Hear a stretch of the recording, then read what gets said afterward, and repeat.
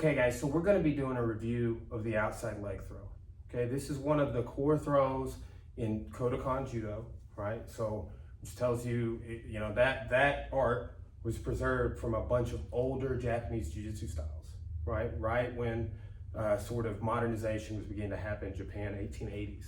So, we're going to look at that throw. It's definitely a throw that through the cultural interactions between Japan and Brazil made it over to Brazil. It's in all of the early texts we see published in the West, in the earliest like Gracie Jiu Jitsu self-defense curriculums, we see this throw. Okay, so what I'm saying here is this throw is a part of what we do. It's a part of the art. Okay, so in Judo it's called osodo. And there's different things we could do with our leg. Pretty much in here, we always see just putting our leg back there and they fall over it because they're already off balance. Sometimes when we're using both legs, we'll have one leg and we'll trip the other one. Anytime it's both, you might hear me use the term guruma. That means wheel. So osodo otoshi, when I'm just putting my leg there and pushing you over, that's the main mode that we go over. In osodo guruma, sometimes I take out both your legs because I caught a kick or something. Okay, so we're just going to go over a couple of new ones that are part of like this block of classes we're doing, but I'm going to take this time also to review what we've seen with osodos in previous classes. Okay, so think about this, right? I'm going to grab you and start pulling you backwards, right? And with this one, you want to hook your leg, right? So defending choke, there, yes, base, right? Kind of drop down a little bit. So I'm trying to pull you backwards. Step and hook my leg there. Right? So like, yeah, just step. No. Right. Okay, so, yes, nice. Now, as you lean your weight, step around. Yes. Oh. Nice. Okay, so that's what we saw with our last set of back defenses. Is if I'm pulling you back like this, here, yes, boom. That's it. Okay, now hit it again in real time. Here. Good. And it's okay to be a little off balance there. Yeah. Because I'm pulling you, I'm not giving you a side, I'm pulling you backwards. Right? Let's do it again. Oh, nice. If you're gonna remember, if you're gonna fall on them. Yeah. Right. But except if it's me. Right. I'm just kidding. But that, that's something that I've had conversation with several judo players about. It's like, they didn't fall on people in training a lot, but in the competition, it was no problem for them. An interesting thing to think about, okay? So that's against the choke. We're being pulled back, okay? That's one of the mainstays of this, this technique, okay? So let's take a look at some other options on this technique. We saw a couple of instances where we were doing it defending against strikes, okay? So go ahead and just that front kick to my body real quick. Boom, good. Go ahead and do that again. Boom. Okay? So we talked about catching before. What we can also do is here. All right? Once I'm here, I come in, and there's the two-leg version. All right? So go ahead. He kicks. Boom. Right there. That's off the catch. I can also make it go to the side. Okay, go ahead again. Thank you. All right. We can definitely go to a knee on belly if we're landing this though. Okay. Another instance is if he's coming with the overhand strike. I'm blocking, right? Here I can strike, I can do different things, but as I enter the clinch, what I want to do is get heavy on this side. I'll also do this off of a cover block. Give me a hook here, boom, right, like here. And if I make weight on this leg, I can step through and easily get the throw, okay? So whether it's a big overhand, right, or whether it's a hook, what I'm trying to do, give me that overhand again. I'm blocking, and then I'm coming in and I'm leaning this weight. So look how much weight I've got on his leg. So when I step past it, there's my throw, right? And look, arms exposed, body's exposed for a knee on belly. I'm right here on his hip and ready to get heavy with my knee. okay? So we got off the kick and we got off the punch that we could defend the strike, okay? Now, let's look at another over-under option we teach. Okay, so I'm here.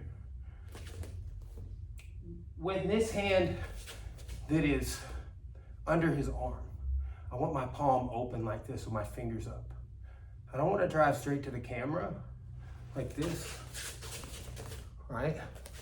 What I want to do is go to the corner. And I'm putting my hand like this so he doesn't wrench an arm here with the Americana on this side. He could just go over real tight and it wouldn't feel good if my hand is right here. He could wrench it. This will buy you some time. Also, I can drive and that makes his leg light. Yeah, step past and there is my outside leg throw again. Because a lot of times when we do this, we'll show it again. You simply step past them and you barely even do anything with their leg. Sometimes it's only your hip. So again, it's not straight back where my finger's pointing, it's this way on the corner. Here. So think about how some of these have different angles, right? But a lot of times, like I'm driving to a corner or on a V-shaped line, right? So that is another just sort of option from the over-under clinch. Another one we've seen from the over-under clinch here is I come with this hand that's under here, right? I feel like I can't drive him, like he's leaning into me, he's got a good base. I can't move him, he's bigger than me, whatever, right? So come in here and bow, right? Once I start bowing, you see his leg bending, okay? That bow can be the entry for my throw. And watch what happens. Don't let me throw you with just the bow, but so like don't let me drive into you this way to pick your leg up, right? So I'm gonna bow.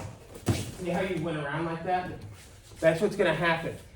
Sometimes people try and take your back, you just say an audience, right? You just throw them over your shoulder when they do that. So A, don't do that. It's not smart, right? It's a bait. People will go for this. Now, if they get the choke set, saying Agi is not the best idea. So be cautious. You've got to react. And that's, again, just that overhead throw. But when I come across here and I bow, that's when I step in for the leg throw, okay? So we saw getting to over-under off a hook or haymaker defense. We saw from over-under driving to the corner, picking up a leg. When I drive the corner, it makes the leg light. Pick up the single, step through, right? Or if I can't drive, I'll switch to this 2-on-1. Or in judo, a lot of times they call it a pon grip, I-P-P-O-N. That means one arm under their arm, one arm over, right? So that throw I just mentioned, say an Agi, is commonly done with this grip. So I've already loaded for that. So he may feel if he goes to the back, I'll throw it, right? So, but here, I bow, that puts the weight on that leg. And right as he was starting to move and rotate, that's when I took that leg away, okay? So it's the outside leg throw. Let's look at a couple more we've seen recently. The single lapel grab, pull me in, palm up. Okay, so when this happens, look, what I want to do is grab and pull and base, right? So once this happens, I start bowing again. Once this also occurs, look how good you are in a good spot for the arm bar. Also walking around his head, turn down your belly. Yeah. If you like resting people, right? Or just a nice little wrist lock here. Hey, we were talking about this before we started filming. When you get beat up, right? Like, I didn't sign up for that part. There's always one part of the class that you didn't. All right. Anyway, but that's that single collar grab here. Boom. This is blocking against potential strikes. This is bowing, right? And that gets that leg. So all I've got to do is step through. So I've got knee on belly or arm lock here, or I can rotate to the side and I just walk around him and turn his belly down by his little hand wrist here. Okay, so another really good option. Now sometimes it's this, right? So pull me in. This is a 2-on-1 grip as well, like our pon grip.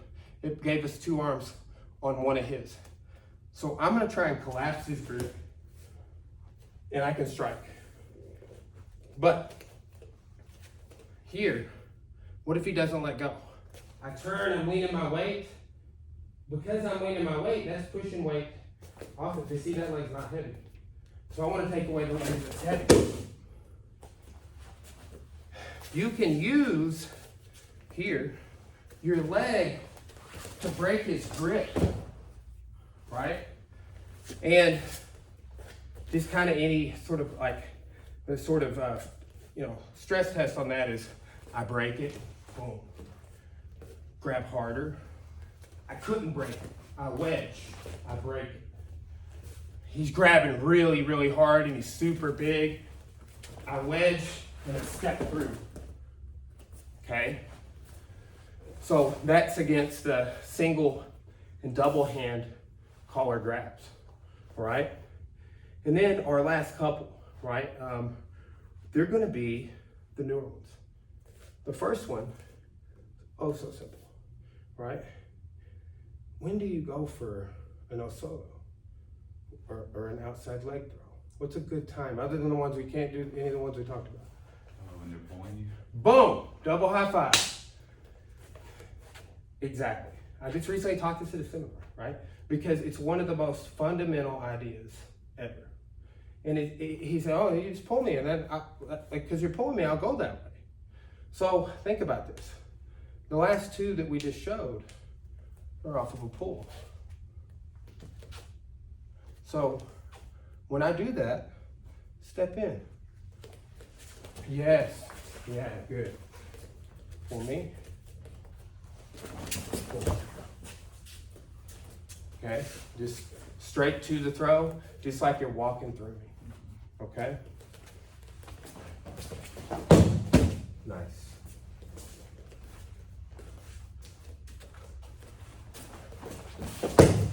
Nice, good. Way to get that knee contact. Okay, it'll work on both lapels too. Just wait, it's all about the timing, you know this. But like, we probably only done it in class you've been to like this. That's how I teach it a lot. Like, we're starting off and people want to grab a grip. So when they do, they usually pull it, right? Even if they're just trying to do something like switch collar, right? So if I pull, he comes forward. And we see that in like a grappling perspective like that. But here, I'm pulling you forward, you come in. I'm pulling you forward, you come in. Yeah. Well, that's a big one. I shouldn't have pulled you both hands like that. Right? There's a, boom, I was lifting myself up before it was over. So that's the idea.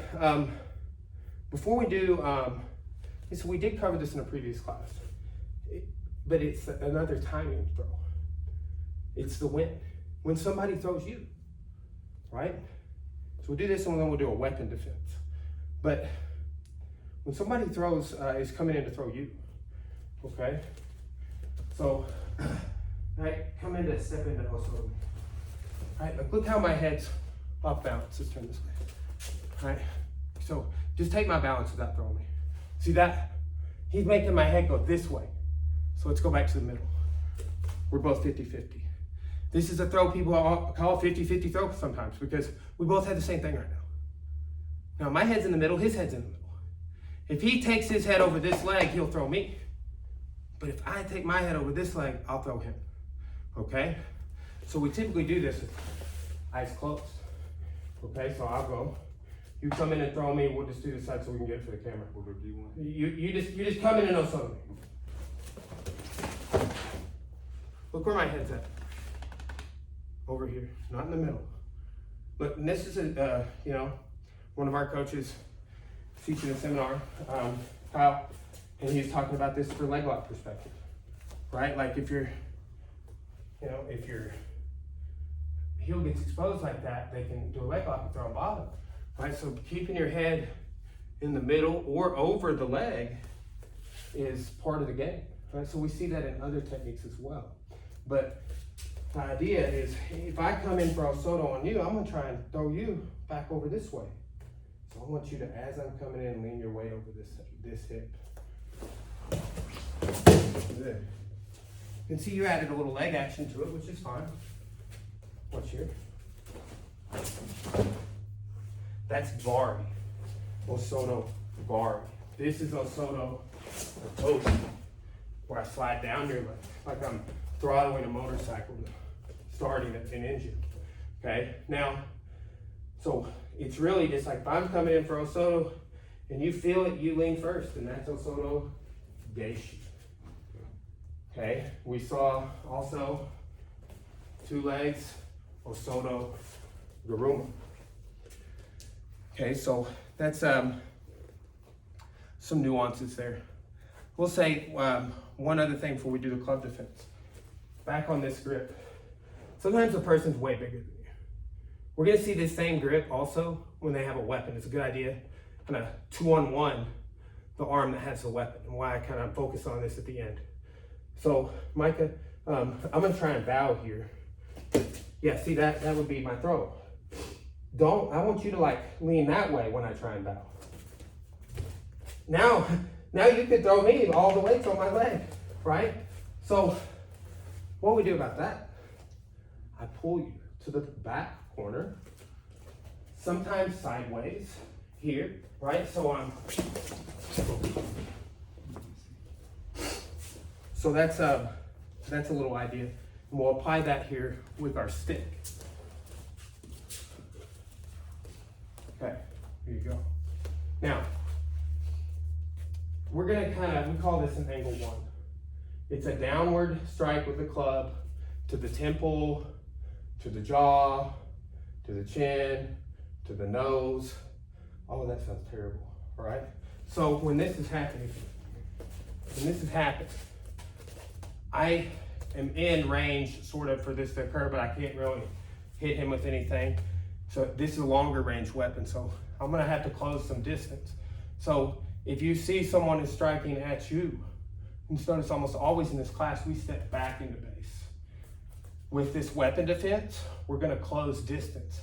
So I see him go to rear over his head, right here, right? Now, once I come in, I can come in and throw like a palm strike to the face, right? Here, bow, right? Circle, pull, and we get that, okay? So,